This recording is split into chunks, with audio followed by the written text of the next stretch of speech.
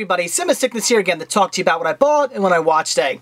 Today I ran to one of my local thrift stores, got myself a nice little stack of VHS tapes, some great titles within that stack, so let's take a look at what I got. The first title I picked up I grabbed simply for collecting purposes due to the fantastic artwork, and that was Monty Python's Meaning of Life. I've always been a huge fan of this artwork here. It is great. Much better than the DVD artwork, so definitely have to pick this up. It's in pristine condition as well. Very happy to have this.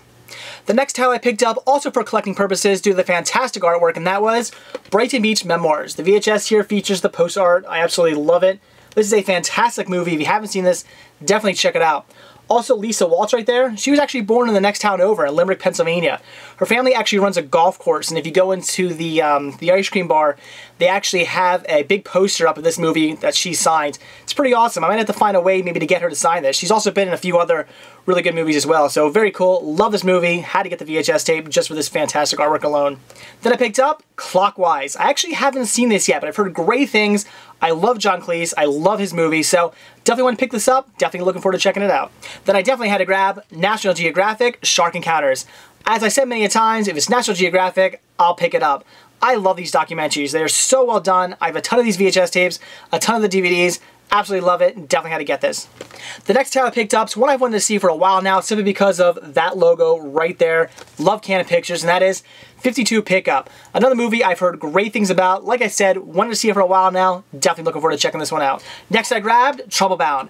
This looks to be a really good movie. Reading the synopsis, it sounded very interesting. It also gets pretty good reviews online. It's technically out of print now on DVD, so very happy to come across the VHS.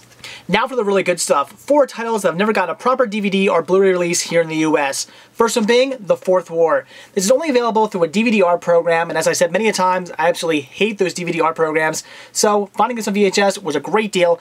I've heard fantastic things about this movie. Apparently it's brilliant. Really looking forward to checking it out. The next title I picked up is also only available through a DVD art program, and that is I Come in Peace, starring the great Dolph Lundgren. I heard this is a great cheeseball action film. As we all know, love those type of movies. This should be a fantastic watch. Definitely happy to have this. The next title I picked up was Phantom 2040 with the 2 episodes, Fire and Ice and the Sum of the Parts. Technically, these 2 episodes were released at DVD. They were part of the Phantom 2040 movie. However, as far as being released individually in their original episode format, they have never been released to DVD, so definitely had to pick this up. And finally, the last title I picked up was Destiny Turns on the Radio. A movie that I haven't heard much about. I've heard of the movie, but I really don't know anything about it, but it does have a great cast. Also starring Quentin Tarantino, which was good enough of a reason for me to pick this one up. Really looking forward to checking it out. Hopefully it's great. So that's it for what I bought today. So now it's what I watched. And today I checked out Harry Potter and the Deathly Hallows Part 1 and Part 2. As far as Part 1 goes, I have already given my thoughts on it, but I'll give them again. I loved it. I thought it was a brilliant movie. Going into it though, I did hear a few mixed things. Some people were either saying they absolutely loved it, or some other people were saying it was a bit dull, a bit slow paced, and comparing it to things like Lord of the Rings. I guess I see sort of where people were coming from. I personally thought the first half of the movie, like the first hour of the movie, was really, really good. It was action-packed, great storyline. The last half hour of the movie was also, it also had some great action. It was also a great storyline. It was an hour in between that was a little slow, was a little dull, and in all honesty, it was sort of Lord of the Rings-ish. I see how people were comparing it. But I didn't mind it. I thought it was good. The movie basically did exactly what I thought it should have done. It built up the suspense and the anticipation for Part 2. I thought it did a great job of that. When this movie was done and over with, I was so excited to see what was going to happen in Part 2. So I think it completely did its job. It lived up to what the movie should have been. I loved it. I had nothing wrong with it. Even the middle half there that was a little slow, a little dull, I still enjoyed the hell of it. It didn't bug me at all. Also, I gotta warn you right now, some spoiler alerts in this. If you haven't seen these 2 movies, I'd probably stop watching now. So at the end of this movie, when Dobby dies, that was crazy. I had never actually gotten emotional over a CGI character before, but in this movie, yeah, I was tearing up a little bit when Dobby died. That was pretty sad because Dobby was a great character. I actually really liked him. He was basically like the non-annoying Jar Jar Binks, and at least that's how I saw him. So he was a great character. I really liked him. It was definitely a shame they killed him off, but at the same time, story-wise, it's probably a good way to go. You want to get that emotion and stuff. He wasn't like a super main character, as much as you loved him, you could have afforded to have lost him. So I thought, it was a good way to go. It was sad, but, as far as for story-wise, it was good to make you feel emotional. So Again, I love the movie. I thought it was great. As I said, it did exactly what it was supposed to do. It got you pumped up and excited for Deathly Hallows Part 2. Brilliant movie. If you haven't seen it, definitely check it out. So now on to Deathly Hallows Part 2. Wow, this was amazing. Lived up to everything I was expecting. Did not let me down at all. Well, I will say maybe there's a few problems. I'll get into that eventually, but for the most part, it was fantastic. I couldn't have asked for anything more. It was so damn good. If you like Harry Potter and you haven't seen this one, you need to watch it. As I said before, I'm going to give some spoilers away, so if you haven't seen this, stop watching. Like I said, I love the movie. Just the epic battle between Harry and Voldemort, just, oh my god, it was so amazing. I would say the only downfall I have with this movie is, well, maybe I have a couple. One, I would have liked to have seen the battle between like Voldemort's little crew and like the attack on Hogwarts. I would have liked to have seen that maybe a bit drawn out some more. You know, also Harry going after Voldemort. I would have liked to have seen that drawn out more. So the movie was only 2 hours long. Maybe they would have made it an hour and a half, or 2.5 hours long. They could have drawn it out a little bit more, and you know, just draw out the war a little bit. I would have liked to have seen, you know, more attacking. You know, I love seeing you know, the good against evil and all the mythological creatures, and they had those big statue guys fighting. You know, all that stuff was really cool.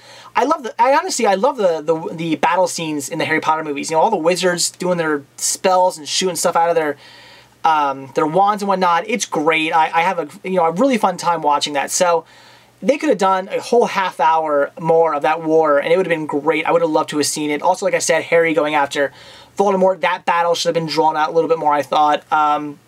I did feel that, you know, the battle between Harry and Voldemort was a little weak. But in all fairness, you got to admit, these movies, there's always a whole lot of things just kind of happening to make the story go along. Like, I always feel as if the author wrote herself into a corner and then went, oh, this magically appeared. Yeah, that's how we'll get him out of it. There's a lot of that happens in the movie. A lot of things that just kind of happen to make the story go along. Things you're like, wow, that was a little too easy. You know, why did that happen? There's a lot of that, and I felt that kind of happening here. For instance, the whole time you're being led up to believe that Harry has to die in order for Voldemort to die. But then you got the whole thing where Voldemort does the death curse on Harry, and it doesn't kill Harry, but it kills the Voldemort within, you know, that Voldemort part within inside Harry. And I was like, that's a little weak. You know, I guess I understand they didn't want to kill Harry off. Fine, you know, that was the whole plan. They didn't want to kill him. Fine. But it just kind of seemed like, really, that's it. You know, he does death curse and it doesn't kill Harry, it kills the Voldemort part, and that's how Harry's saved. That's how you know, Voldemort is now outside, you know, out of Harry. That's how Harry can now kill Voldemort without having to kill himself. I was like, a little weak. You know, I would have liked to have seen something else there. I don't know what. I can't really say what I'd like to have seen. Actually, in all honesty, I kind of would have liked to have seen Harry die. I know it sounds horrible, but I sort of thought it would be more epic. You know, if Harry died at the end of the movie, I think, you know, it really would have made Harry like such an epic character. As, you know, even though he is an epic character, and even though he lives to the end, and you're still thinking, yeah, Harry's great, Harry's awesome, I love Harry. If he would have died, it would have made, you know, it would have made his character, I think, even that much stronger. You know, he died to save all the wizards, to save good. You know, he died for goodness. I think that would have been pretty cool. So I honestly think they probably should have killed him off just to make him such an epic character. But whatever, he lives, and I'm fine with that. I just think it was a little weak, you know, the whole Voldemort killing off Harry's Voldemort side. I thought that was, Also, when Harry does eventually kill Voldemort, and, you know, the whole, I understand the whole, you know, wand thing, you know, that was okay. You know, it not actually belonging to Voldemort, the wand actually technically belonging to Harry, and Harry being the only one who knew that. Voldemort didn't even realize that. And, you know, the death curse backfiring and killing Voldemort. Yeah, okay, fine, that's all right. But I would have liked to see maybe that drawn out more than just, you know, it just seemed too quick. Like, you know, he does the curse, boom, he's dead. He, you know, turns into ash and blows away. I thought maybe a little too easy for Harry. I would have liked to see maybe, you know, a bit more of a struggle. I mean, don't get me wrong, he was struggling. There was a decent fight there, but probably would have been drawn out more. I would have liked to see it drawn out more. Probably would have been a little bit better of how they drawn, you know, again, the war and the battle between Harry and Voldemort. Both of those should have been drawn out more. I would have liked to have seen more of that. That's basically the only downfall of it. But, you know, that being said, I didn't not like it. It's not, you know, I would have liked to have seen more, but the fact, you know, it didn't take anything away from it. It's just that I liked it so much that I would have liked more of it. So all in all, I thought the movie was great. It was brilliant. It was definitely a great end to the Harry Potter series. But that being said, it really made me sad. I didn't grow up with Harry Potter. It's not like I'm 29 now, so I didn't exactly grow up with Harry Potter. But what did grow up is cinema sickness grew up with Harry Potter. I started collecting in 2001 when the first movie came out. And honestly, I had no interest in Harry Potter at that time. It wasn't really my thing. Wasn't into fantasy too much. But what ended up happening was, as I started collecting movies in 2001, I also was working at FAO Schwartz at the time. I worked there through college. And we had the first Harry Potter movie playing constantly, just over and over again on a loop, playing on a TV that we had set up. You know, we had all kinds of Harry Potter merchandise because it was, you know, the huge thing at the time. So we had a movie just playing over and over and over again. And then even when we stopped playing that movie, we took it and put it in back. And while we were on lunch, we were always watching the movie. So I didn't necessarily grow up with the movie, but cinema sickness grew up with the movie. My collecting sickness grew up with the movies. So it was kind of sad to see Harry Potter end. You know, like the cinema sickness in me, the guy who loves movies, the guy who started being obsessed with movies in 2001, really misses the fact that, you know, living with Harry Potter, you know, waiting for the movies to come out, going to see them in theaters, having them come out on DVD and Blu-ray, you know, just and buying them and watching them over and over again. It did make me sad to see it stop. So that, you know, that was definitely sad. I gotta say though, this is one of the few times I would like to see Harry Potter continue. A lot of times when a movie, you know, the movie franchise ends, I'm like, okay, stop, be done with it. You ended on a good note. Please don't make any more. Please don't make a prequel. Please don't make really bad sequels. Just stop. I think this is one of the few times that it might work. I think if they took Harry Potter's son that you see at the end of the movie, if they took his son and they took, you know, Ron and Ron and Hermione's, they took, you know, they have a daughter or the son. Why do I completely forget what they had? Doesn't matter. They took their kid. And, you know, because at the end of the movie, you see all the kids, like Ron and Hermione's kid, Harry's kid, I believe Draco's kid's there. If you take all those, you know, kids and you know, they're going off to Hogwarts for the first time, you could do stories around them. You know, maybe, you know, not Voldemort, or maybe even Voldemort, maybe some sort of Voldemort, you know, maybe he's coming back somehow. I mean, honestly, you know, in all honesty, I wouldn't like to see Voldemort die either. He's such a strong wizard, and throughout the movies, you know, you're hearing about how great and strong and powerful of a wizard, you know, how evil he is. I think it would have been cool if maybe he comes back somehow. Maybe he finds a way to come back, or maybe some wizards find a way to bring him back. And now Harry's son is kind of, you know, maybe Voldemort's going after Harry's son now in revenge, and going after, you know, Hermione and Ron's kid too, you know, all through revenge maybe, and or maybe somehow Harry's kid's linked again to Voldemort, something like that. And then Harry Potter and Ron and Hermione could kind of play, you know, they could kind of take a back seat to their kids now, and sort of like how you see, you always see like Ron's parents, you know, the Weasleys are always popping up here and there throughout the movies. You know, they don't play a super major part, but they definitely have a decent role within the movies. You know, Harry, Ron, and Hermione could be like those kind of roles where they're not they're not the dominant main role, but they do pop up and they do serve a purpose throughout the movies. But it's basically now the new kid stories. I wouldn't mind seeing that. That actually sounds interesting, because we know what you know, it doesn't have to be the original author writing them either, I don't think, anymore, because you know, the writer, you know, everybody knows now what the feeling and what kind of style these movies have. And you gotta be honest, these stories aren't that hard to write. Granted, I give credit to the author, you know, she had to create the characters, create the tone, create all the creatures and stuff. Fine, you know, credit to her for doing that.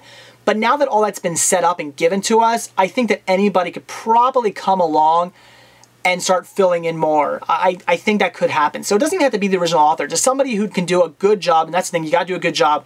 You know, if you screwed it up, I'd be pissed. So as long as you got a good writer who could, you know, continue the story with the kids, I think that'd be pretty cool, and I'd really like to see that, because I don't want to see Harry die. Even if you're not watching it in the sense of, you know, it's Harry Potter, you're watching his son now, I am completely okay with that. I could actually really get into those stories if, you know, again, if they were done well.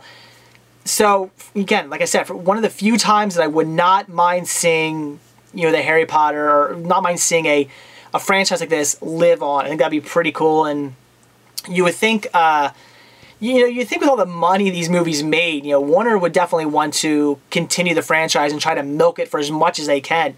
So, you know, I don't think they'll do sequels, but at the same time, I wouldn't be surprised if they did.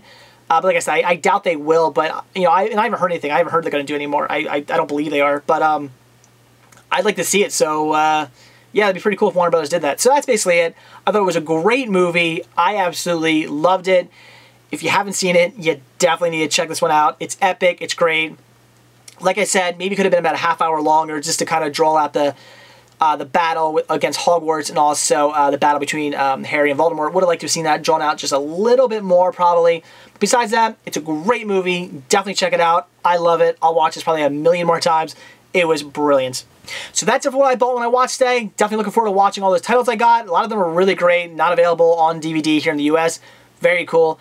Also, Harry Potter and Deathly Hallows, Part 1 and 2, brilliant. They're so good. I love the Harry Potter movies. I'm very, like I said, very sad to see them end, which is definitely unfortunate, but who knows? Maybe they'll continue on. Maybe Warner will do some sequels. I don't know, but fantastic movies. If you haven't seen them, check them out. So that's it. Thanks for watching. Stay tuned to see what I bought and what I watch tomorrow. See ya.